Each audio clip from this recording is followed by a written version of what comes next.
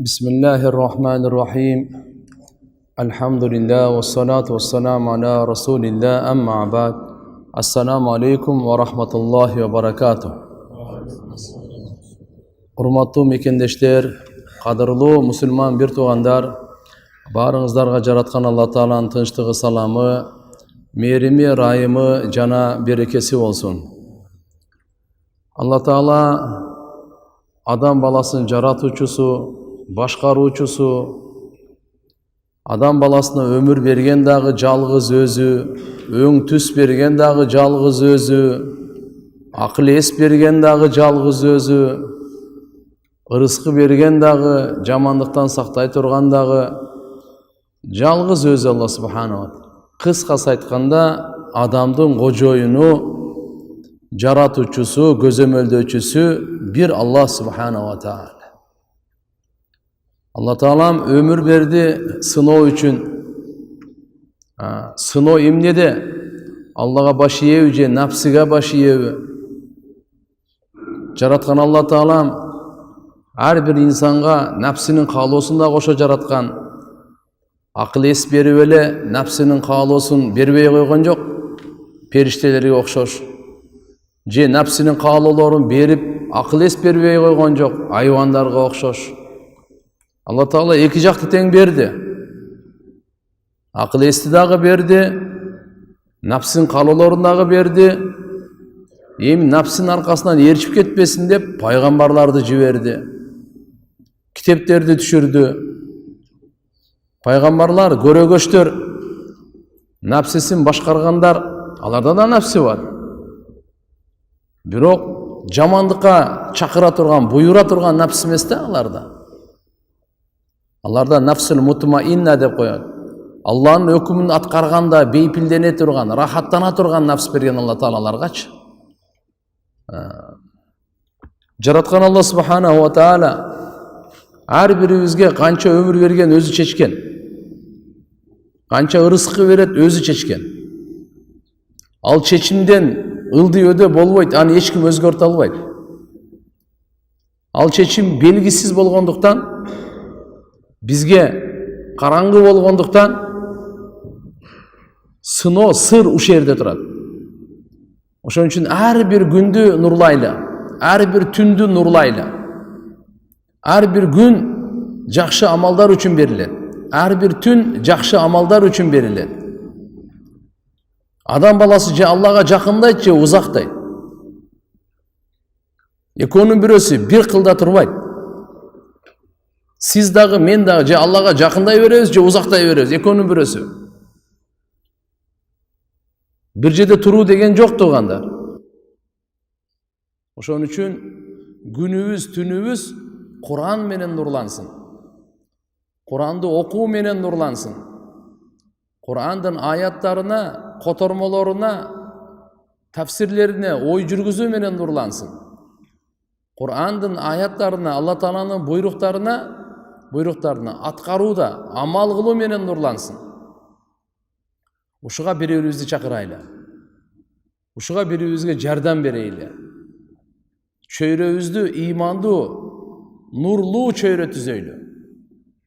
Мейли каерде болбойлу, үйдө болобу, достор болобу, мечиттин ичиби, көчөбү, базарбы, кызматпы, каерде гана болсо, алхамдулилла, ыймандын чөйрөсү, İslam'dın çöyrösü. Tüzgөнгө elhamdülillah salım koşoylu, hareket kılaylı. O şunday Allah Taalamdan çöyrönü dua kılaylı ya Allah. Adaldı süye turgan, aramdan jirkine turgan çöyrö ver depçi. Jakşı adamlar menen birge olaylı. Ve tevaffana ma'al abrar. Jakşı adamlar menen birge bizim canımızda al deydi. Bu dünyada da jakşı adamlar menen can berip atkanda da jakşı adamlar menen ve alhiqna bis salihin jana ahirette dagı jakşı adamlar menen birge kıl ya Allah. Jamandar menen bu dünyada dagı, ölüp atkanda dagı, ahirette dagı alar menen koşa turguzba. Vamtazul yawma ayyuhal mujrimun. Ey günökörler, bugün özünçe turgulaçı deytken Allah Taala erteye kıyamet günü.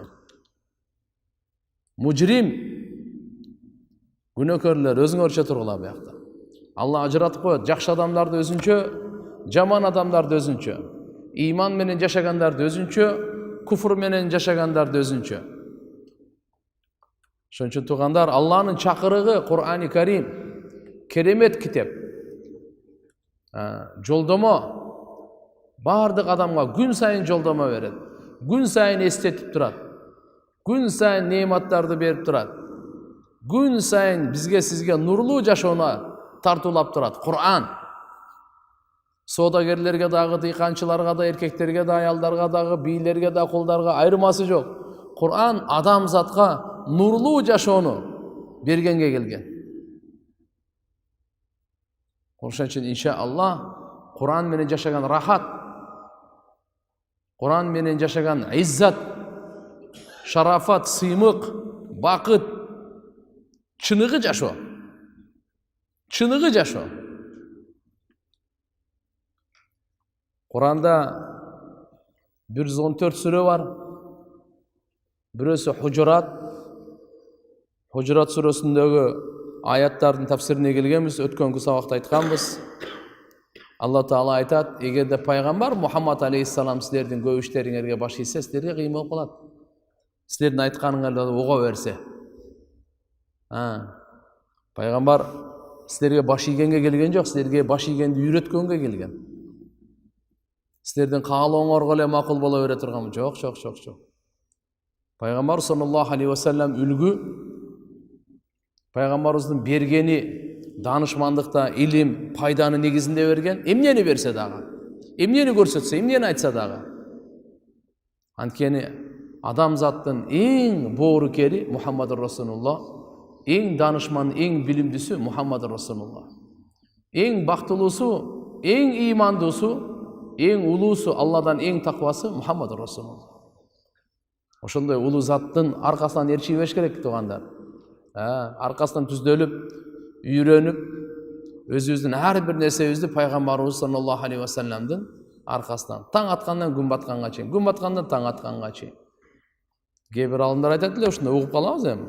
Бир күндө алхамдулилlah 3000ден ашык сүннөт аткарат экен да. Канча? 3000ден ашык сүннөт бир күндө.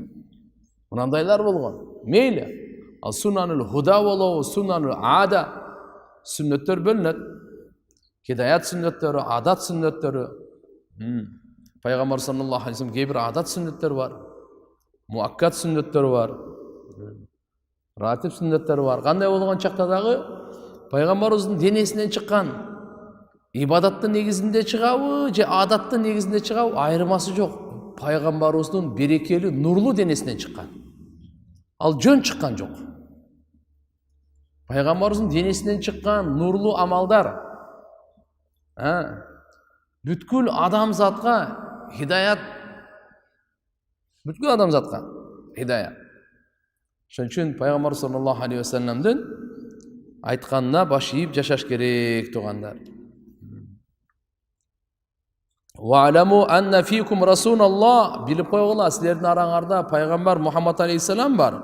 Лау юти'укум фи касир минал амр, эгерде ал силерге көп иштериңерде баш ийсе, баш ийбейт го, бирок баш ийе турган болсо, ла'аниттум, силерге өтө машаккат болуп калат.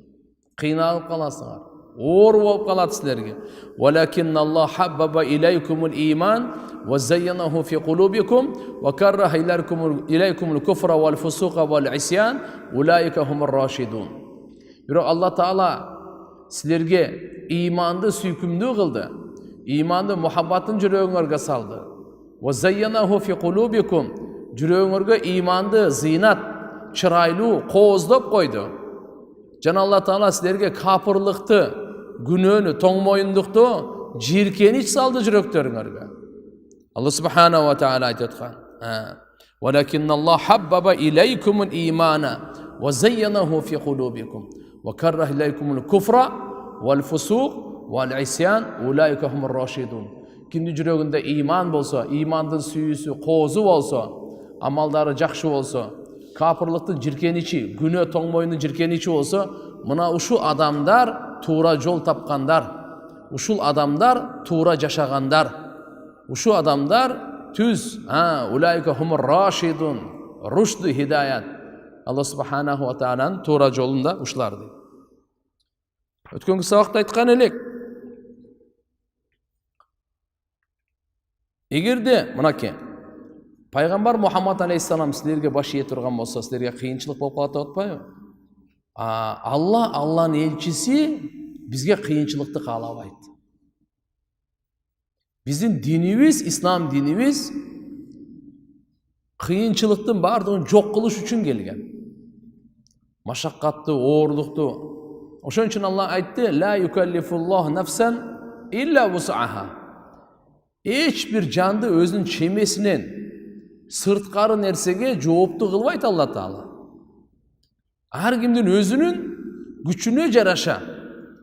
Алла субханаху ва таала данышман күчүнө жараша буйруктарды берет. Ушуну аткар, ушуну аткара аласың. Сен жалган сүйлөгөндү таштай аласың, аракты таштай аласың, зынаны таштай аласың, калпты таштай аласың сен.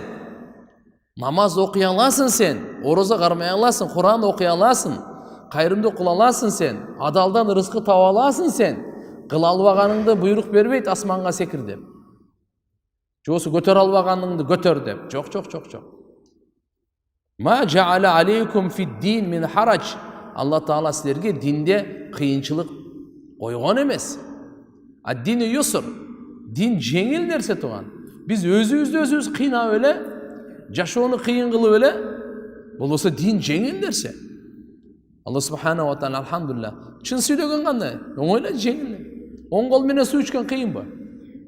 Оң бут менен мечитке кирген кыйынбы? Сол бут менен мечиттен чыккан кыйынбы? Несі қиын бұның? Көп жебе, несі қиын?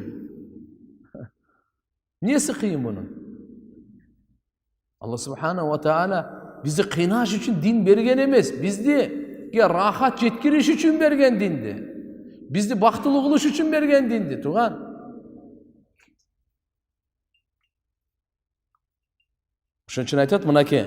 Яни ма шара алакум залика балил амр акс. Алла Таала бизге динде кыйынчылык бербесин, тескерисинче жеңилдик берген Алла Таала. Ма юридуллах лияж'ала алейкум мин харадж.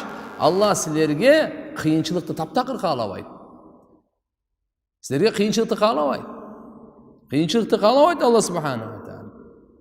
Мынакей Алла Таала өзүнүн бекем шариятындагы диндеги бенделерди кыйынчылыкка, бир аз кыйынчылыкка салганды да каалабайт экен.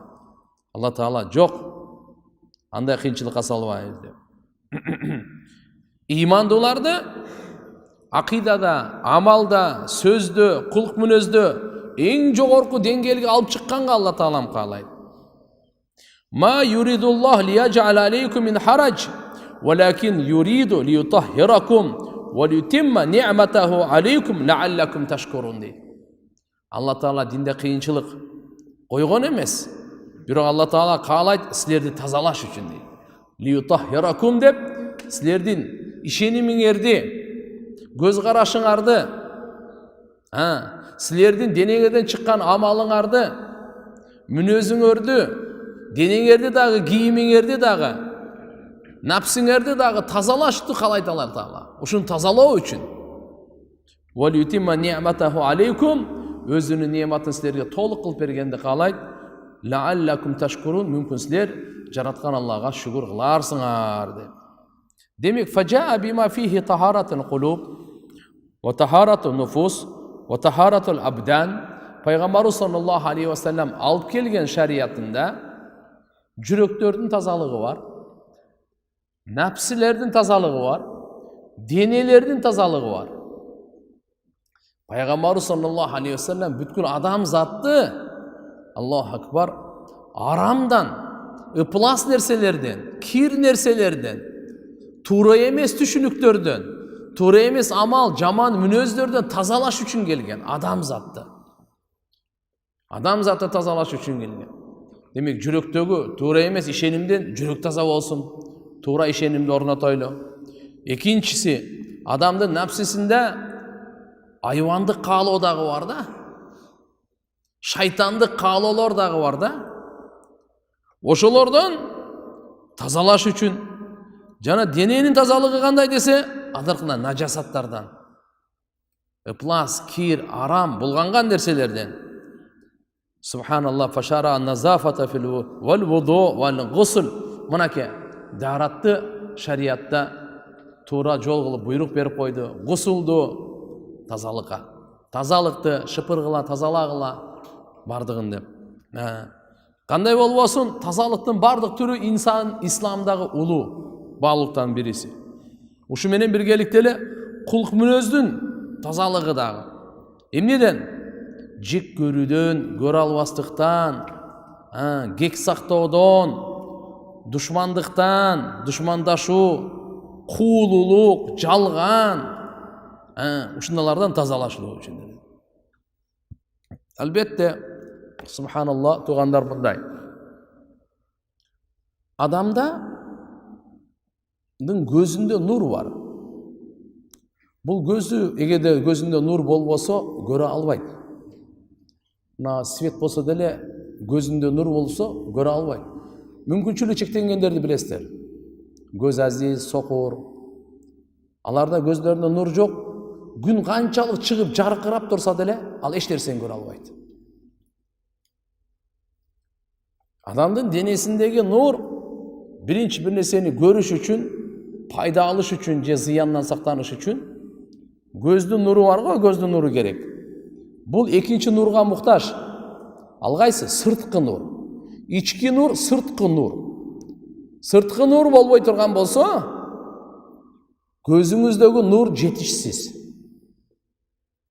Туура чечим чыгарууда, пайдага жетүүдө, зыяндан сактанууда көзүңүздөгү нур жетишсиз. Эки нур бириккенде көздүн нуру менен сырткы жарыктык, мейли күндүн нуру болсун, же болбосо мына адам жасаган мындай нурлар болсун. Айырмасы жок. Ушу экөө бириккенде анан көрөбүз кайсы жерде эшик бар, кайсы жерде дубал бар. Кайсы жерде чуңкур бар, кайсы жерде жол бар. Анан биз көрөбүз кайер пайда, кайер зыян. Демек муну баарыбыз акылыбызга түшүнөбүз да, эки нур болмоюнча. Эгерде көздө нур жок, бул болсо, же болсо бар, күндө сырткы нур болот. Ички нур бар, сырткы нур жок. Сырткы нур бар, ички нур жок. Бирөөсү эле жок болсо, адам туура чечим кабыл ала албайт. Пайдалуу нерселерди көрүп, бияк андай жок. Кудум ушундай туугандар, имандын нуру бар жүрөктө. Бир Кур'андын нуру бар. Экөө бириккенде, жүрөктүн нуру менен Кур'андын нуру бириккенде, ана бунун туура чечими. Ар жакшы амалдын артынан бакыт көрүнөт, бейиш көрүнөт. Жаман амалдын артынан бактысыздык көрүнөт, дозок көрүнөт. Ага чейин көрүнбөйт. Кур'андын нуру. Алла Таала Кур'андын нур деген. Фаамину биллахи ва расулихи ва нуриллади анзална. Иман келтиргеле Аллага, элчисине жана ва нурга, биз түшүргөн нур, китеп Кур'андын нурга деп атат. Жүрөктүн нуру. Экөө болмоюнча. Эгерде жүрөктөгү нур бар, бирок Кур'анга жакын эмес. Же Кур'анда турат нур бар, бирок жүрөгүндө жок. Пайда жетпейт. Maddi asbab, материальный нерселерге көрүш үчүн мына көздүн нуру менен сырткы нур керек. Руханий нерселерди көрүш үчүн туган жүрөктүн нуру менен Кур'андын нуру керек. Кур'анда Алла субханаху ва таала айтат: "Qad ja'akum basairu min rabbikum faman absara falinafsi wa man 'amiya fa'alayha wa ma ana 'alaykum bihafiz." Чындыгында силерге Робуңардын тарабынан басаир, ачык айкын көрүнө турган далилдер, басираттар келди силерге. Ким көрсө өзүнүн пайдасы өзү үчүн. Ким сокур болсо зыяны өзүнө. Ким көрсө көзүнө көрө турам, пайдасы өзүнө да. Сокур болсо сокурлугу дагы өзүнө, зыяны өзүнө. Мен силерге көзөмөлдөөчү эмесмин дейт пайгамбарыбыз. Мына жерде Алла субханаху ва таала айтып атканы мына силерге келди. Эми эгерде күн чыкса, макулбу? Нурун чачыратып турса, көзү ачык, бирок атайлап эле жумуп алды дагы. Мен эч нерсени көрбөй атам. Күндөн эмне күнөө? Сен көзүң жумуп алсаң, Günde ne günah ya? Görünüp atkan nersen gözün jabып alıp tur. Al бар nerse, жарык nerse. Kur'an hakikat nur nerse. Sen жүрөгүң açılıp alsa Kur'anda ne günah?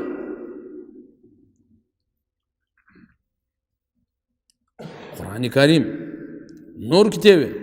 Oşun üçün sen özüң sokur adam menen gün çıkkanda özün gözün jumup algan kişi ekөө тең эле болуп kaldı da. Ekөө тең эле болуп kaldı. فإنها لا تعمل أبصار ولكن تعمل قلوب التي في الصدور. Qarap koygula, çınığı sokurluk gözdün sokurluğu emes, köküröktөгү жүрөктүн sokurluğu dedi Allah Taala. Köküröktөгү şu жүрөк sokuru olmasın da. Gözdün sokurluğu bu dünyanın paydasından korgalışı mümkün. Жүрөктүн sokurluğu tübörüktü beyiştin paydasından korgaladi.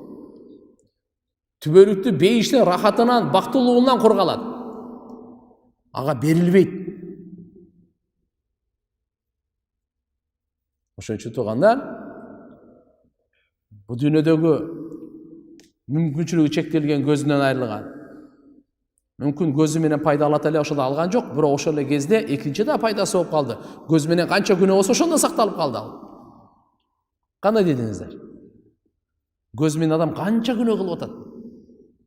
Ач көздүк, ошон үчүн ач көз деп айтат да. Көзгө айтканда ач кулак, aç til деп айткан жок да. Aç kol, ашказандын ачканда курсак ачты деп эле айтат мындай. Курсактын ачканы. Бирок мына жерге келгенде ач көз деп эмне айтабыз биз? Көз тойбогон, көз өзү тойбойт. Ошон үчүн ач көз деп айтылган. Ач көздү кулакка, тилге эмес, көздө. Пайгамбар саллаллаху алейхи ва саллям айткан, адам баласында ушунчалык напсинин каалоолору көп. Эгерде бир кокту алтын берсең, айтат экен да, дагы бир кокту болсо, иш нормальный болот эле дейт экен. Биз айтабызбы азыр? Азыр мисалы $100,000 бар адамдар, $200,000 болгондо иш конкретно болот эле. $200,000, $500,000 деген сеп жүрөт. $500,000 болсо миллион деген сеп жүрөт. Миллион болсо анын деле иши азыр жүрүшпөй атат. Намыла иштер начар болуп атат. Эмне болот? 1 миллион болгондо иштер нормальный болот. Ал болсо наркысын эңсеп жүрөт. Бул бүтпөйт. Өлгөнгө чейин бүтпөйт.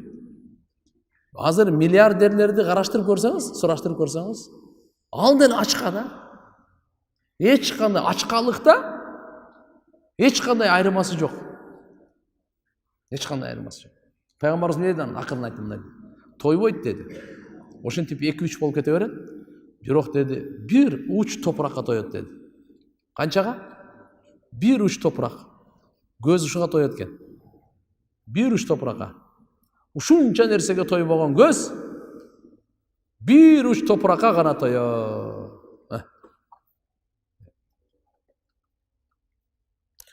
Алла Таалам жүрөктүн сокурлугунан баарыбызды сактасын туугандар. Амин.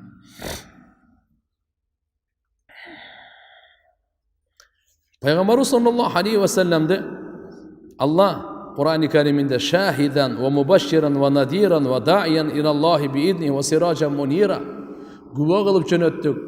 Beyiştin kuşkavarın uğuzuçu, dozoktun otunan korkutuçu, Allah Teala'ga çakıruçu ökümü menen ve sirajan munira deydi. Mınaki Peygamber sallallahu aleyhi ve sellem çırak, nur tarkatucu çırak. Nur tarkatucu çırak kılıp jiberdik deydi. Peygamberimiz sallallahu aleyhi ve sellem Allah Teala'ga davet verdi. Nur tarkatucu çırak bolup alıp geldi. Жүрөктөрдү дагы, акылдарды дагы, аң сезимдерди, көз караштарды, пикир ойлорду, туугандар, бардыгын нурлай турган Пайгамбар саллаллаху алейхи ва саллям келди. Жөнөкөй нерсе алып келген жок. Алла Таалам барыбызга хидаят берсин. Байхакидин риваятында келет, Пайгамбар саллаллаху алейхи ва саллям бир кишинин жанында өтүп баратса, ал киши мындай деп дуа кылып аткан экен. Elhamdülillahillezî hadâni lil-İslam ve cealeni min ümmeti Ahmed sallallahu aleyhi ve sellem. Пайғамбарымыз айтты, шакарта адиман. Ал не деді? Bir кіші өтіп баратқан пайғамбарымыз. Бардық мақтау Аллаға болсын. Ал маңа исламға хидаят берді. Ислам динге жолдама берді маңа. Жана мені Мұхаммад алейхиссаламдың үмметінен қылып қойды деп дуа қылып айтып жатқан екен. Пайғамбарымыз ағам не деді? Шакарта адиман. Сен шүгір қылдың. Улуу затқа шүгір қылдың сен. Улуу шүгір қылдың сен. Bir kişi жанына өтіп баратса, ал, я архамар рахимин. О, райым қылушыларына райым қылушысы деп қайырылып атқан екен. Пайғамбарымыз ағам не деді? Қад ақбала алейка фас'ал. Алла саңа жүзденді сұра деген екен. Мына четқанда Алла субханаху ва тааладан туғандар біз Алладан дайыма сұрап тұрайды. Бұл Құран-ы Кәрімден аяты сіздерге біздерге чақырғаны жөнөкөй нәрсе емес туғанда. Дайыма жақсылыққа чақырады. Мына ол Алла Таала сіздерге иманды сүйкімді қылды деп айтып отқаны, иман деп нені айтамыз өзі? Иман деген туғандар тастықты. Пайғамбарымыз саллаллаху алейхи ва салламдың алып келгенін, ошоға аны тастықтаны иман дейді. Алып келген четке қаққаны күфір дейді. Шөнче біз тастықта пайғамбарымыздың алып келген зарыл мәселе, диндегі зарурияты дин деп қоямыз. Сөзсіз иман келтірушілерге зарыл болған нәрсені тастықташтықтың аты иман, четке қаққандың аты кафырлық дейді. Құран-ы Кәрімде Алла субханаху ва тааля кейде имандыларға да айтады: я айюхаллазина аману амину биллахи ва расули. Иман келтіргендер, сіздер Алла несіне иман келтіргелі. Біз иман келтіргенбіз, дағы иман қайқа десе, иманыңар толық даражаға толтырғыла. Иманыңарды бекемдегілі. Себептегенде имандағы ескерет екен. Пайғамбар саллаллаху алейхи ва саллям бұйрық берді: жаддиду иманакум. Иманыңарды жаңылап тұрғыла. Қила, я Расулалла, ва кайфа нуджаддиду иманана. Пайғамбарымыздан сұрашты, қантип біз иманымызды жаңылап тұрайлы? Дегенде пайғамбарымыз айтты: акстиру мин қаули ла илаха иллаллах. Ла илаха иллаллахны көп айтып жүргілі деді. Иман жаңыланып тұрады екен да. Biz la ilahe illallah'ını көп айтып жүрсек, иман жаңыланып тұрады екен тұрғандар. Ошон үчүн пайгамбарыбыз саллаллаху алейхи ва саллям айтканы, имандын 73-төн 79-га чейин бутагы бар. Имандын бутактары бар. Ал-иман бид'у ва саб'уна шу'батан. Fa afdaluha qawlu la ilahe illallah. Анын эң абзели la ilahe illallah сөзү. Wa adnaha imatatul ada anit tariq. Eң төмөнкүсү, имандын эң төмөнкү бутагы жолдон ыза бере турган нерселерди алып таштоо. Жолдон адам өтө турган жол кандай болсун? Адамга зыян бере турган нерсе жатса, таш болобу, тикенек болобу, шише болобу, жосушуга чейин айтышат эле, сыйгалана турган нерсе болсун. Бардығын алып таштоо. Адам жиркене турган нерсе болсун, алып таштоо. Адамга зыян бере турган нерселердин бардығын алып таштоо.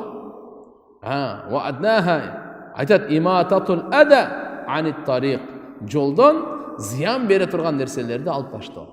Ва хаяу шу'батун минал иман. Ошол 73-төн 79-га чейин бутагынын арасынан эң бир маанилүү бутак катары эсептелинет уяттуулук. Уяттуулук пайгамбарыбыз айтат. Имандын маанилүү бутагы. Жөнөкөй бутак эмес бул. La ilahe illallah. Иман кооздолот эмне менен? Жакшы амал менен кооздолот. Имандын кооз болуштугу тугандар жакшы амал менен. Имандын каршысында капырлык, куфр деп коет. Кафырлык. Куфр деген сөздүн өзү түпкү маанисичи сатыр шей бир нерсени жашырууну айтат да.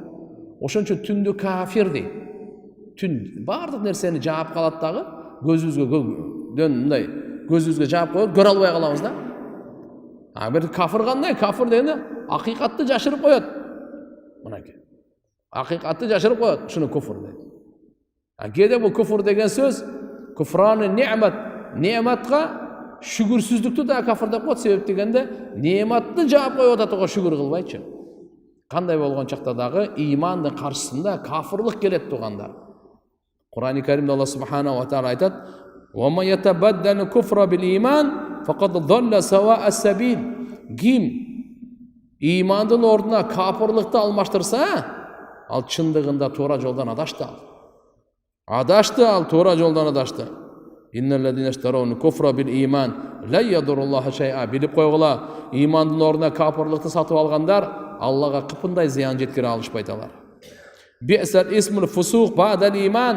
İmandan keyin fasıqlık eng jamanat, eng jamanat. Bir neseni düşünöyle tuğandar. Kafirlik jaman. Kafirlik jaman derse bu. Günö dagı jaman derse. Bir uşunu jek görü, anı jakşı görübey jek görü, bul iman. Günönü jakşı görü, bul iman emes, tövbe kıldım. Bir adam mınday kılışı mümkün, zınanı aram dep bilet. Biroq oğa jakpayt oşon üçün. Biroq bola berse gerek deydi da. Çok. Al bolboyt oğa. Birөө misali jönüne densolukka байланыштуу arak içpeydi. Jo'sa arak içkende özümde ança jaktırbayt, açuu dep. Biroq içe berse bola beret dep oylasang. Çok. Şariat aram kılgan kıyamat gününe çeyin aram. Şariat adal kılgan kıyamat gününe çeyin adal. Jön ele adal aram kılgan yok. Aramdın ziyanı adamdın özüne kaytat. Dünyada dagı, ahirette dagı. Adaldın paydası adamdın özüne kaytat. Dünyada dagı, ahirette dagı. Kandayça şükür kılgandın paydası, şükürsüzlüktün ziyanı adamdın özüne ele kaytat. Başka bir ögemes. Kalasanız şükür kılınız, kalasanız şükürsüz bolunuz. Paydasındağı, ziyanındağı özünüz görösüz. Kutum şundayla tuğandar, mana kapırlıktığı özüne kaytatma. Özüne kaytatma. Gebirler şunday dep oylayt da, adamdın napsi kalosuna karap turup. Sebep degende, bardıq aram nerseler şariat aram kılgan. Bilip koyunuz, anın bir buzukuluğun sebebinin aram kılgan. Zınada nasıl buzulat? Naslедство bu karap tursanız, zınada adamdın tegi, adamdın urpağı buzulat. Arakta akıl buzulup atpay mı? Bundan sırtkarı ruhaniyattın, jüröktün buzulganlarını aytpаңыз. Allah Taala aytat, arak menen kumardı aram kılgan şeytan sizlerge arak menen kumar arkılуу düşmanlıkты jüröңөрgө ekkendi kaalayt deydi. Düşmanlıkты, jek görүүnü arak menen jana kumar arkılуу adamdardын жүрөгүндө düşmanlık пайда болот экен. Экинчиси жек көрүү пайда болот экен. Бул bir эки ирени айтып аткан эле, бул чекеси эле булчу. Бирок негизгиси. Ошон үчүн биз düşmanlıkты да каалабайбыз, жек көрүүнү да каалабайбыз. Аны үчүн мына ошого алып барып кое турган нерселерден сактаныңыз. Бул арам нерселер капырлыкка жеткирип коет. Капырлык дозокко жеткирет.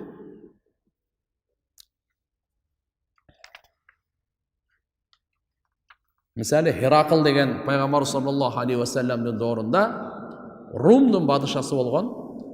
Anın jürögü bilet ele Peygamber sallallahu aleyhi ve sellem hakikat eken. Biroq eline aytkanda eli ürkügen, eşiktey olup kaçkanda anan keyin men sizlerge жалган айтып келгиле. Men sizler sınap көрөйүн dedim эле диниңерге канча бекем экенсиңер деп. Алардын баардыгы чакыргандан кийин кайра Peygamberimizdin hakikat ekenini bilip turup anın жүз үйүрдү. Ne üçün? Özünün badışaçılığın kolundan ketip kalıbaşı için. Bolsa jüröktön tanıyt ele Peygamberimiz hak, hakikat ekenini bilip turup. Aldırı yürübeş için mansabın, biligin. Mına алар кандай болуп кетти. Ошого ач көздүгү аны тозокко жеткирди. Bundan başka da misali.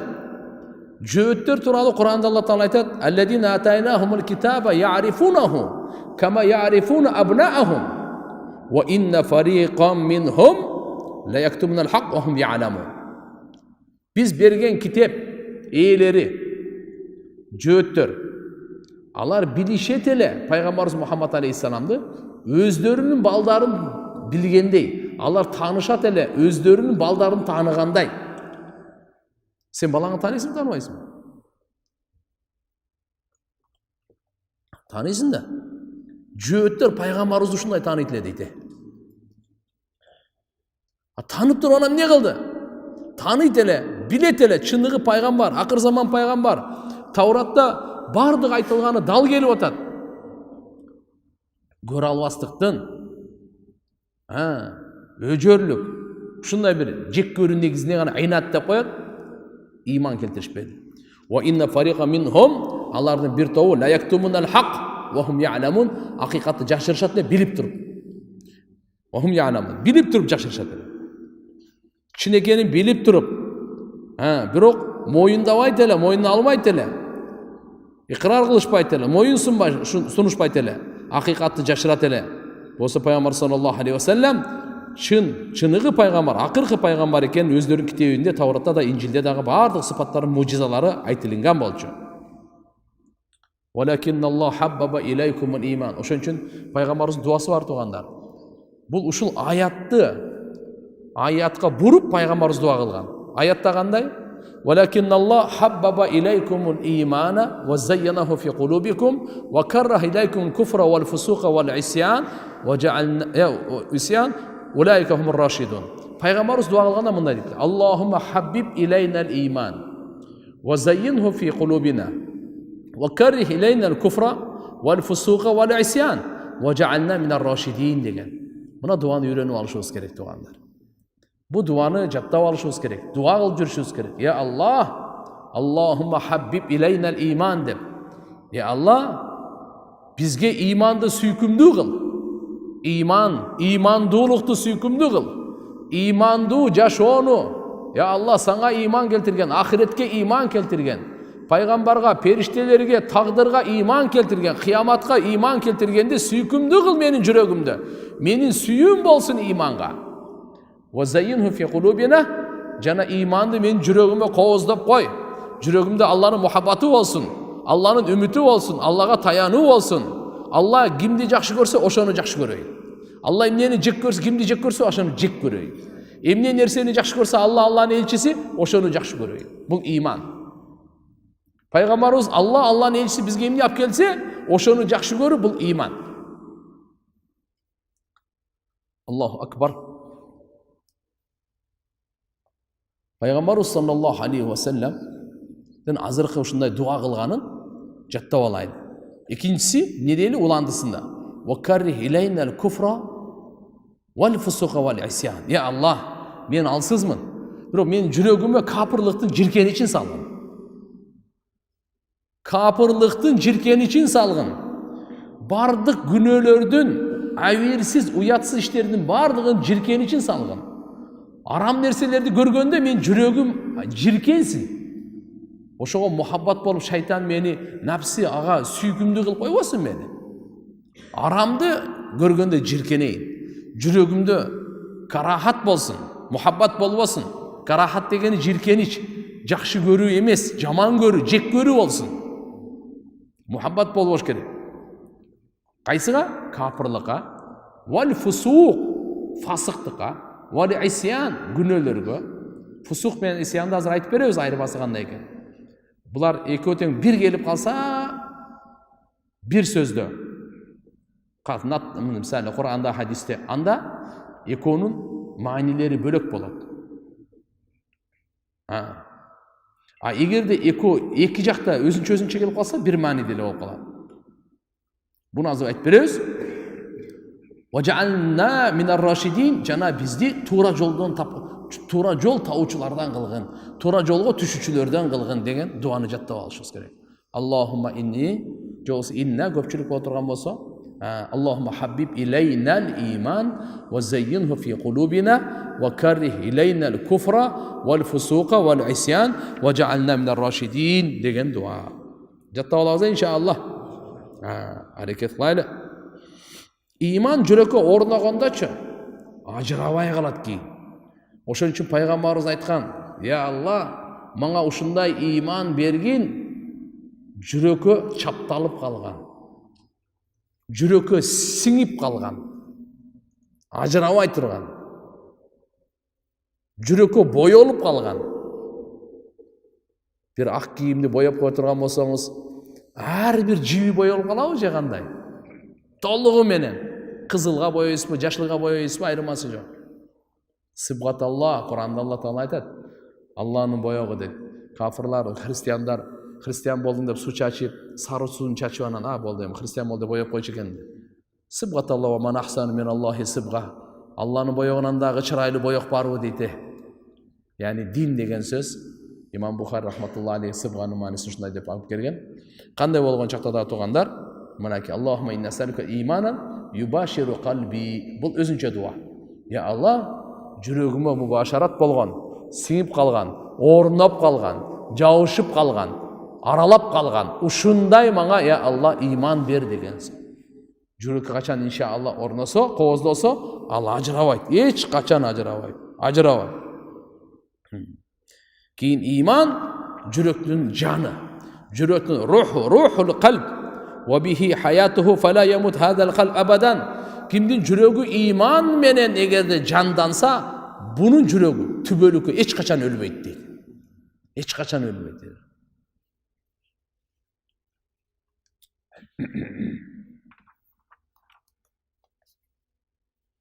Аллаху акбар. Алла Тааланын айкөлдүрүүнү сурайлы. Алла өзүнүн фазлы карамы менен баарыбызга иман берсин. Kur'an'da aytkan Allah Taala "Vessallallahu min fadli." Sizler Allah Taala'dan aykölдүүлүгүн сурагыла дейт. Allah Taala өзү сураганда жакшы көрөт. "Мен лем ясталина ягдаб алей." Ким сурабаса Allah Taala'nын ачуусу келет ага. Allah Taala'дан сураган адам эч качан коргалбайт. Allah Subhanahu wa Taala сураганды максатсыз кылбайт Allah Taala. Sallallahu min fadli. Allah'ın aykölдүрүүнүн сурагыла. Fa innallahu yuhib ay yus'al. Allah Taala өзү суралганды жакшы көрөт. Wa afdalu ibada intizar faraj. İbadattардын эң абзели күтүү экен да. Некен? Кичине проблема болуп атат. Şu ачылып кеткенин күтүп туруңуз го. Кичине күтө туруңуз. Бир аз сабыр, көп эле эмес. Алла биздин иманыбызды билет канча алсыз экенбиз. Ошон үчүн айткан afdalul ibada intizarul faraj. Жолдун ачуусун кичине күтө туруңуз. Биягы иншалла Кудай кааласа. Биз көбүнчө сабыры жок. Кадам таштай беребиз дагы бушайман болуп калабыз да. Жок. Эми ва карраха илейкум куфра вал фусука вал исян. Бул жерге келе турган болсок, имандын каршысында куфр, кафырлыкты айтып атат. Андан кийин фусук вал исян. Kufrul canan yani жүректің капырлығы. Фусук фасықтық, фусукul lisan tilдин фасықтығы. Бузулганда тил. Алланын өкүмүнө баш ийбей тил каалаган нерсени сүйлөй турган болуп калганда. Ылгап айтта бул күнөөбү, күнөө эмеспи? Бул арамбы, адалбы, бейишке алып барабы же дозок алып барабы ага баары бир да. Үчүнчүсү айсян ал жаварих вал аркан дене мүчөлөрүнүн тоң моюндугу. Qol, put, uyattуу жер, алкым, көз, кулак булардын бардыгы. Эми айтып атат экен. Ушулар өзү иманы калби, иманы этикади деп, иманы каули тил менен, иманы амали кассола ва закат, орозо зекетке окшогон амали. Демек, этикади иман. Экинчиси иманын каули сөз менен, тил менен айтып атканы, амали. Şuların her birinin karşısında kufur, fusuk, isyan деп alıp geldi de. Tuğandar, bul degen mınday. Araplarda fisk, fusuk деп koyar. Bul Allah Taala'ga baş yiyүүдөн çıkkanda aytat da. Oşon üçün kээде kafirlarda da fasık деп келет. Алар эмнеден десе, алар болсо имандан, Аллаға баш ийгенде иман келтириш керек, ошодон чыгып кетти. Эми иманы бар, бирок Алла субханаху ва тааlanын буйруктарына баш ийбей чыгып кетти, мусулман болсо да буну фасык деп коет. Фасык деп коет. Эми бул жердеги азыр айтып атканы фусх эсиян экөө бир жерде келсе, ифтарака фил ма'на. Маниде эки бөлөк болот. Фиск кандай десе, иртикабу ма нахалла анху. Алла таала тыйган нерсени кылуу ушуну фуск деп коет экен. Фасык. Алла тыюу салды, арак ичпе деди. Алла тыюу салды, уурулук кылба деди. Алла тыюу салды, мисалы, согуштан качпа деди. Алла субханаху ва таала тыюу салды, бирөөгө жала жаппа деди. Кумар ойноба деди. Мисалы, кандай нерсени Алла таала тыюу салса, ошону аткарганды фасык деп коет экен да. Анын аты ким экен чыныгы аты? Фасык. Бул дүйнөдө эшмат ташмат деп атала берет. Кабырга барганда, ахиретке барганда анын аты бир эле ат болот. Фасык деп коет. Ат өзү фасык. Так, бул бир. Айсиян деген десе, мухалафату ма амараллаху бихи. Алла буйрук бергенге каршы чыккан айсиян. Алла буйрук берип атат, намаз оку деп, ушуга каршы чыгып атат да, окубай. Орозо тут деп атат, каршы чыгып атат, орозо тутпай. Зекетиңди бер деп атат, зекет бербей каршы чыгып атат. Алла таала чын сүйлө деп атат, ага каршы чыгып. Демек, Алла тыйган нерсесин аткарган фасык, ушуну фусук деп коет. Алла таала буйрган нерсеге каршы чыгуу, бул айсиян, тоңмоюндук деп коет. Экөө жалгыз келсе, бирине камтый берет. Мындай туугандар. Алла тааланын өкүмдөрү бар го, экиге бөлүнөт. Авамир, навахи. Алла тааланын өкүмдөрү экиге бөлүнөт. Буйруктар бар, амыр, кылгыла, кылгыла, кылгыла, кылгыла, кылгыла, аткаргыла, жасагыла деген. Экинчиси тыюулар бар, навахи. Кылба, жасаба дегендерчи. Ушу эми Алла субханаху ва таала жасаба, кылба дегенди аткара турган болсо, фасык бунун аты. Эгерде буйруктарды кылгыла дегенди аткарбай турган болсо, буга каршы чыга турган болсо, бунун аты аси, күнөөкөр. Тоң моюн. Куранда Алла субханаху ва таала фасыктыкты, Алла тыйган нерсени мынандай деп айтылган жерлери көп да.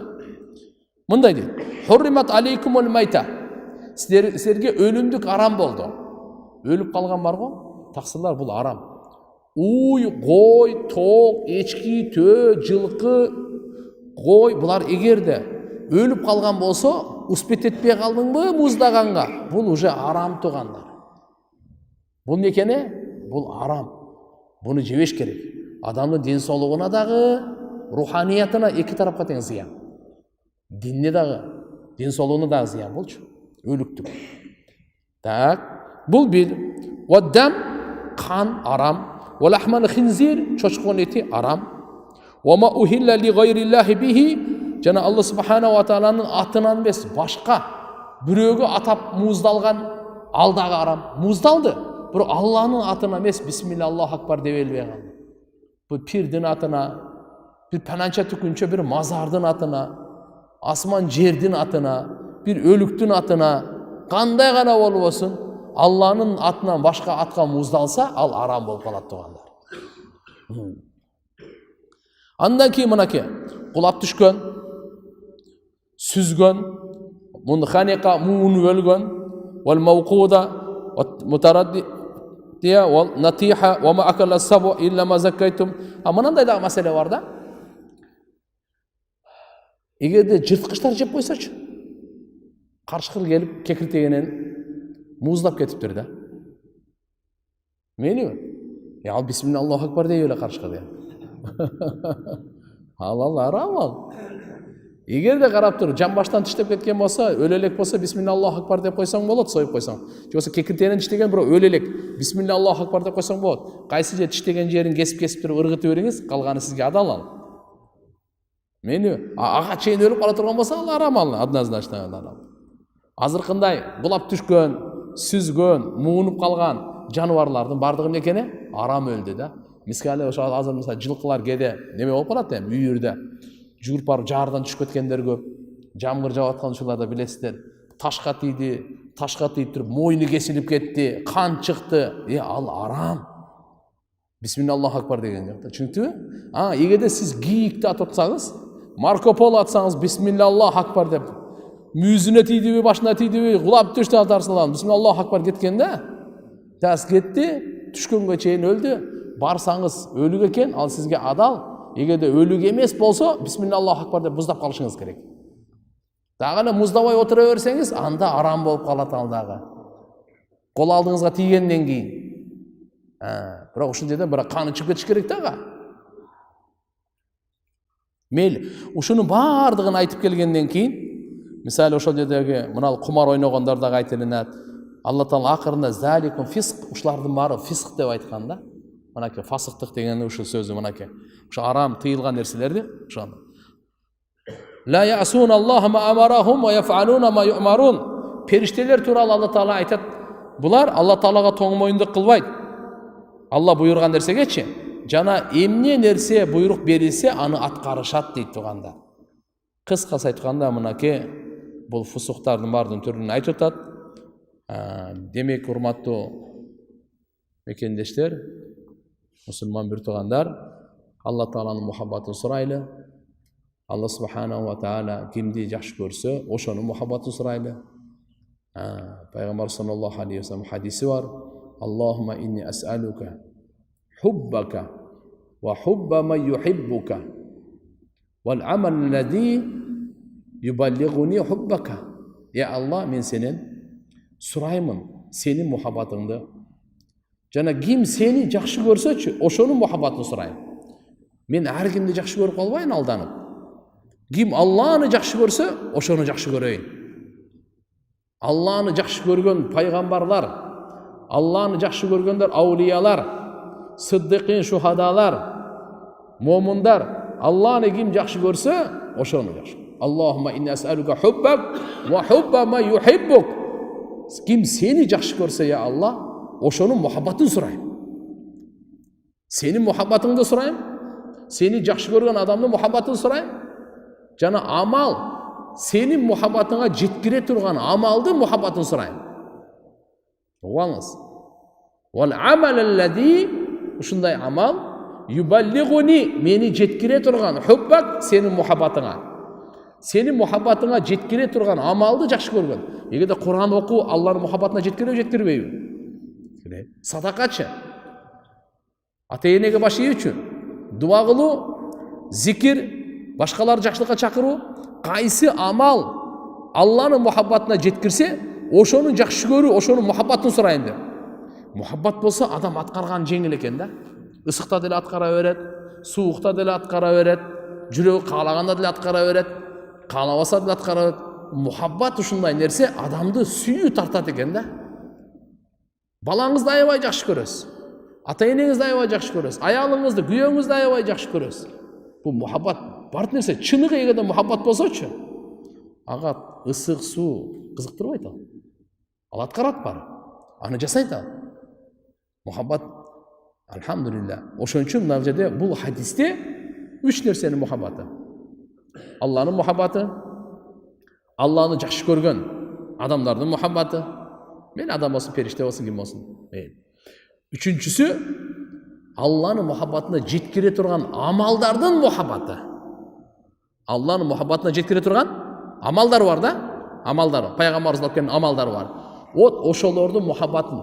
Эмне үчүн бүгүн биз Алланын мухаббатына жеткире турган амалдарды жакшы жасай албайбыз? Эмне себептен? Не себептен жасай албайбыз? Себеп жакшы көрбөйбүз да. Жакшы көрсөк жасайт элек. Жакшы көрсөк жасайт элек. Ошон үчүн ошонун мухаббатын сурайлы. Мисалы, бул намаз Алланын мухаббатына жеткирет. Ушул намаздын мухаббатын мен Алладан сурайм. Я Алла, намазды сүйүүсүн берчи мага. Мен намазды сүйүп калайынчы. Намазды жакшы көрүп калайын мен. Жакшы көргөн нерсесин адам таштабайт го.